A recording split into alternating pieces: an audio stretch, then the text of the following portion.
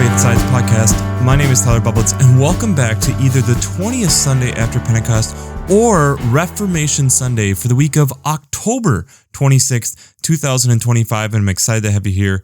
I'm excited to get into this week's podcast, and I am excited to be going into this season where this week and next week we have a lot of readings because next week we also have All Saints in there, but it's also this time where we're starting to wrap up the year of Luke. We're starting to put all these different pieces together, and we're really not that far from moving into the next church year in Advent already, which is crazy to be thinking about.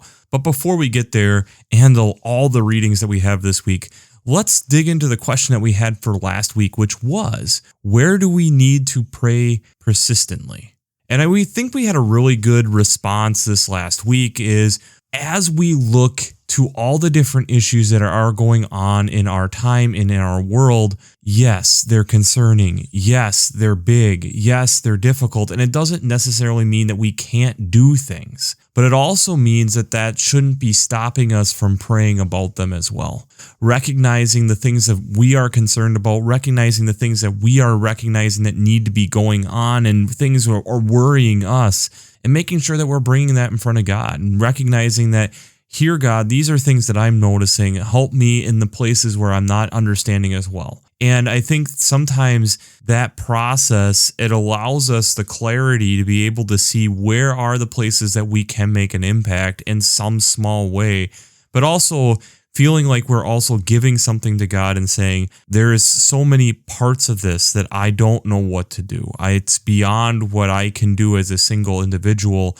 This is where I need God to continue to be helping not only me, but the whole group, the whole community of faith working together through these different issues and the global community at large to help get through some of these different issues that are beyond our individual scope. So let's just jump into it this week. I'm going to start with the Reformation Day text this time, and then we'll move into the 20th Sunday after Pentecost. So the Old Testament reading for the Reformation Sunday is Jeremiah chapter 31, verses 31 to 34.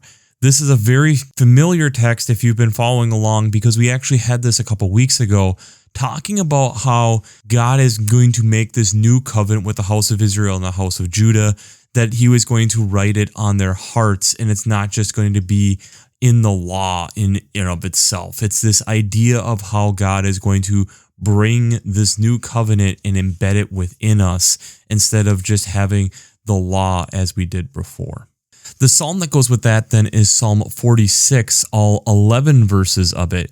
And this is another moment then when using this psalm of looking at how God is our strength, is our refuge, continuing to give props and honor to who God is and acknowledging that, acknowledging all the different aspects of who God has made creation to be, how God is in and amongst and around us in the city, in people next to us. And in doing that and in acknowledging that, we are able to better understand and start seeing God in and amongst us and around us, and recognizing that in all of that, that is something that is worthy of praise. The epistle text then for this Reformation Sunday is from Romans chapter 3, verses 19 to 28. And this is then acknowledging that, one, first and foremost, we are sinful, that we do not have anything necessarily that brings us to the same level of what God has expected of us, that we fall short of the goal, but that's what Christ came in to do. And in doing that, this recognition on, this has been spoken through the prophets, this has been spoken multiple times, that this gift of redemption that Christ is going to do for us through the blood, through what Christ did, that is what elevates us to this place of meeting the expectations of what God has done. It's not anything worthy of us to be boastful of. It's not necessarily our works. It's that we do these things then as thanksgiving. Us recognizing that we are following the way that the Lord has called us, and it is doing this work out of forgiveness, out of, look, God, thank you, and this blessing of what God has done for us. The gospel text then for this Reformation Sunday is out of John chapter 8, verses 31 to 36. And this is, I find, just one of the interesting passages in John, just in general.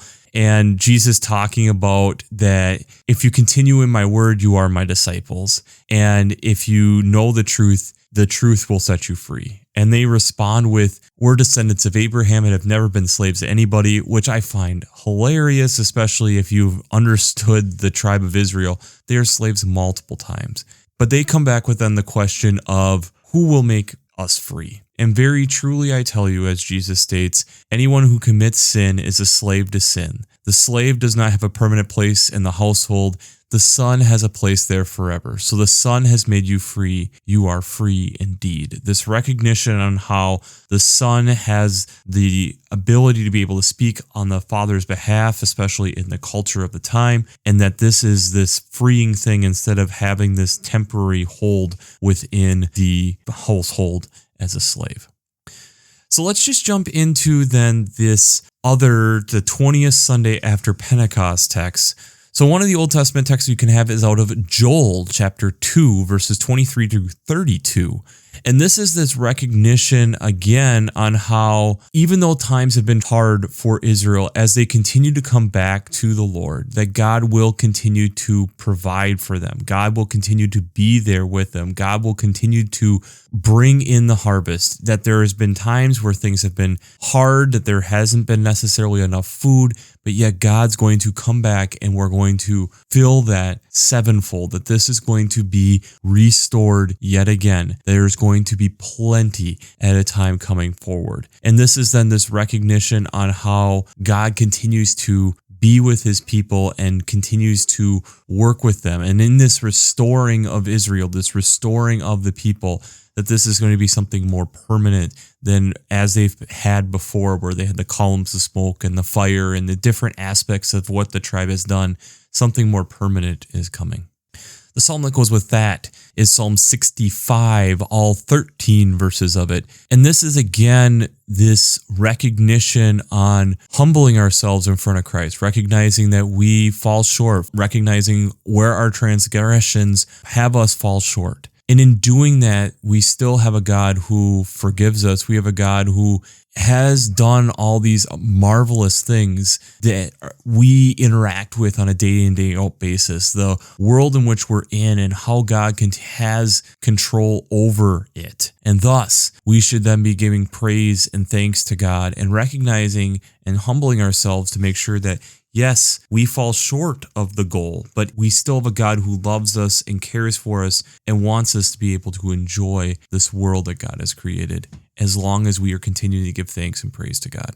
One of the other Old Testament texts we have is out of the Apocrypha this week. We have Sirach, chapter 35, verses 12 to 17. This is another moment here where we are recognizing the generosity of what God has done and how God has continued to pay us back so much, and that we shouldn't then dishonor it, but recognize what God is doing, recognizing that God is answering our prayers, recognizing that God does not leave us abandoned, but God is welcoming us in. The other Old Testament text you can choose from then is from Jeremiah chapter 14, verses 7 to 10 and 19 through 22. And this is a text where we are crying out to the Lord here at the beginning on how much longer will we continue to go through these difficult times? How much longer will Judah be continued to be rejected? Remember, this is after the split of the tribe of Israel and Judah eventually becomes the Samaritans, and that's a whole nother story in the New Testament.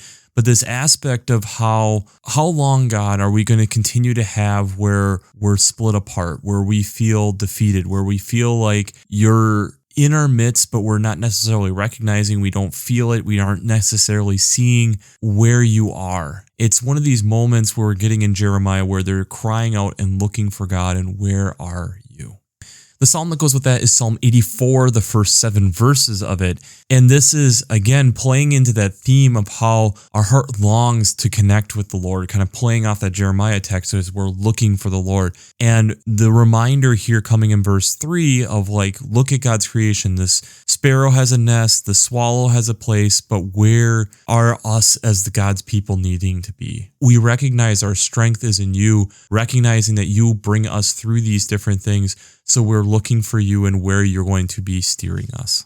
The epistle text or second reading this week is out of 2 Timothy chapter 4, verses 6 to 8 and 16 through 18. And this is this recognition on how the Lord is the one who is giving us the strength to be able to continue to fight the good fight. As we are continuing to go out and talk about it and go through the difficulties at times with our faith, or the difficulties of us overcoming ourselves to talk about it, or the difficulties of just necessarily living out our faith in the way that we need to be living it out, in that people recognize that there is something different about us. The strength for that, even though the time is hard and the different difficulties that come with that, come from the Lord continuing to energize us and move us forward and being able to go forward and do these things that are difficult time after time after time. Finally, this gospel text for the 20th Sunday after Pentecost is from Luke chapter 18, verses 9 to 14. This is where we have Jesus tells us another parable about we have two people going to the temple. We have a Pharisee and a tax collector. And the Pharisee is going through and thanking God about all these things that he is not, that he's not a thief, he's not a rogue, he's not an adulterer, he's not like this other tax collector, that he gives, he fasts, all these things in which he's doing. And then the tax collector, standing kind of off by himself, is beating his breast and not even looking up to the heavens and says, God, be merciful on me, a sinner. And Jesus then responds with this idea of who goes home justified, the one who exalted himself or the one who didn't. And essentially this idea of all those who exalt themselves will be humbled, and all who humble themselves will be exalted. So this idea of how it is very easy for us to elevate ourselves further than we need to be. And we have to also remember that there's times that we need to keep ourselves in check. And when that happens, that's when we truly do get actually elevated by others. But before we jump into how faith and science come together this week, I do a shameless plug for Working Preacher. If you haven't checked out Working Preacher, I'd highly recommend it. Between their sermon brainwaves, podcasts, or commentaries or discussions, since I'm not an ordained minister, I use them on a weekly basis to help give me some ideas, direction, different places to go. There's amazing discussions that are going on over there. There's amazing podcasts to go through a lot of these different texts. So if you haven't checked out workingpreacher.org, I'd highly recommend it. Heck, I used them this week for the Reformation Day text. They have all the text there as well.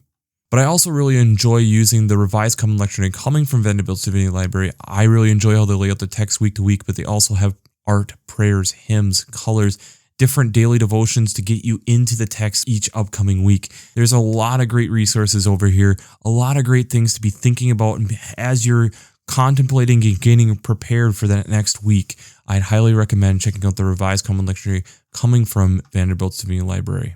Finally, I'd also highly recommend checking out the Green Blades Preaching Roundtable and the Green Blades Rising publication. It's either a weekly reflection or a monthly newsletter going through ecological echoes, implications, and urgencies to bring into the weekly text, much like this, along with some additional occasional ideas to be thinking about or events that are more ecologically focused.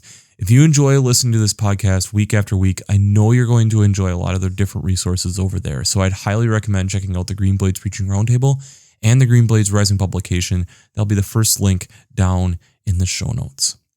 This time of year is kind of a fun time of year that I feel like a lot of people don't necessarily always grasp, because it kind of goes underneath the radar unless you're looking for it. And I every year will kind of go and look for it because of what this podcast is all about. And what I'm talking about is the Nobel Prizes. It's always interesting to see what the Nobel Prizes are. And the Nobel Prize this year for physiology and medicine was awarded to 3 different scientists based off of some discoveries that they have found that directly affect you and me. Isn't that exciting? I always find it fun when we actually are getting to this place where we're understanding more about ourselves, and that's exactly what we have found with this. So what we're going to talk about then is what have they discovered, and the amazing thing to me about this is when these discoveries came out, that they're finally now being recognized. And I think it's something for us to kind of process through our mind. So two of the scientists, Dr. Mary E. Bunkow and Dr. Fred Ramsdale, had their breakthrough in 2001. And Dr. Seguchi had his breakthrough in 2003. But let's kind of rewind, because even Seguchi had some groundbreaking work starting back in the mid-1990s and 1995 that helped lay the foundation of all this. But let's kind of lay this all out. Basically, what we have figured out is what our body does with T cells and how T cells work in our body. So let's go through this. We'd understood that T cells are in your body, that they go through and are kind of helping to diagnose enemies within your body, that there's other viruses or different things. They are making essentially these specific keys to be looking for certain viruses. And if they find them, then they are able to tell the body, this is something that we attack, this is not what we attack. And we develop these T cells within our bone marrow, and then it goes up into our thalamus, which is kind of in your upper chest area. And this is where, if you want to think about it like schooling, this is where they get their degrees and they figure out which ones T cells pass, which ones don't, and the ones that don't get destroyed. But essentially, that's where you get your T cells, and then they are out in the body and are trying to make sure that we are not attacking our own self. It's an amazing process. So what we ended up having between these three scientists is a couple different things. One, in figuring this out, we decided to have, okay, what happens if we take some T cells from other mice and kind of hold them off on the side? And we're going to go into a mouse and take the thalamus out. So we didn't have this training center. What happens? And so they do that, and the body is attacking its own self. It's going through, you see there is a lot of inflammation that is going on within this mouse. And so then they decide, okay, now we have these other T cells from other mice and let's inject them in. Again, there's no thalamus, there's no training center. What happens? The inflammation goes down and it's no longer attacking itself. And so they're like, okay, what is actually going on here? There's something we need to understand. And so yes, the thalamus is this training center for these T cells, but we also found out there are multiple types of T cells, and that there's also within these T cells some T cells that are called regulatory T cells or reg T cells. And what they are doing is helping to make sure that everything is staying in line. So we have B cells, which is another type of cell, but that they're going through and eating these different things. The T cells then are coming over to kind of verify whether or not this is something of the body that needs not destroyed or something that's an foreign invader. And yes, we're destroying this and sending in the cavalry essentially to do this. But these regulatory T cells are also somewhat checking themselves to make sure that nothing gets too powerful, that the body is taking good care of itself, that it's making sure that it's not allowing something potentially to go rogue within itself to destroy its own self. In a certain way, as you're going through this and learning about this, and again, I'll attach some videos down below kind of going a little bit deeper, but it is kind of a checks and balances types of system within the body that they're making sure that nothing gets too powerful. It's really quite amazing when you look into it. And being able to figure out that this regulatory T cells make sure that they aren't just taking their training and then running with it, but there's this constant process of making sure that everybody is continuing to fall in the line as they are making sure that our body isn't attacking itself. And that's where we get a lot of different autoimmune diseases, is when the body is mistaking different aspects. My dad is a type 1 diabetic, and that's one of the things that you're dealing with is The body is no longer being able to recognize its own insulin within the body to be able to be utilized. It's attacking it instead. So this process here on being able to help our bodies understand and what is going on is vitally important. And especially as we're looking into future medical advances, it's a big part of how we are going to move forward. But how does this tie into everything that we're talking about here with either Reformation Sunday or this 20th Sunday after Pentecost? I think it's a huge aspect of this, especially if we look at the 20th Sunday after Pentecost, this idea of how it is very easy for us to start saying, I'm not this, I'm not this, I'm not this, I'm not this. Look how great I am. That's not what we're about. If you think about it, the T cells in and of themselves, when they're going in, they're kind of helping to self-regulate as well. There's checks and balances, and if they don't cut it, you can't be here. This idea of, yes, there are a global cop kind of in our bodies to make sure that our body is doing well, but they have to also meet the standards of the other T cells around them to make sure that they don't go rogue. Otherwise, they're going to be decommissioned. They are staying humble and beating their own breast and recognizing that they have a vital role to play, but to not get too haughty. The people of Israel, multiple times as we follow in the Old Testament, how often they lean so heavy on this idea of we are the chosen people of Israel, thus nothing can happen to us, and they get it wrong. They get it wrong in the aspect that God is wanting to partner with them, not use this as this badge of courage. This is something that God is wanting to be in relationship with them, and so thus they live their life in a way that people want to be part of the people of Israel and see how they're living their lives differently. When we look at the gospel text for the Reformation Sunday, recognizing that when our body goes and has issues, and we fall short, that yet God has built in backup systems within our own bodies to make sure that we are not abandoned. That yes, there might be times where we struggle with knowing the truth as our T cells are looking to figure out what is the truth of what is us and what is an invader. And if the thalamus struggles, that yes, we're finding then we can use T cells from outside the body potentially to help our bodies rejuvenate some of these things and still be able to be taught the correct way on what to recognize as the body and what isn't the body, so that we can follow in the pursuit of where our body isn't attacking ourselves, so that we can follow in the pursuit of who Christ is. This recognition on Christ coming into our lives as this one to help us recognize this is the truth. This is the way of doing it. This is the reg T within our bodies, but this is Christ in and amongst us to help guide us through this. And in doing that, recognizing how powerful and strong that really is. Recognizing that those reg Ts are doing a lot of work within our bodies to make sure that our bodies function properly. Making sure that we are able to be effective people, being able to live our day-to-day lives. It's a small miracle in and of itself when you think about all the different processes within your body that have to be working functionally correct in order for you to be doing other things that God is calling you into.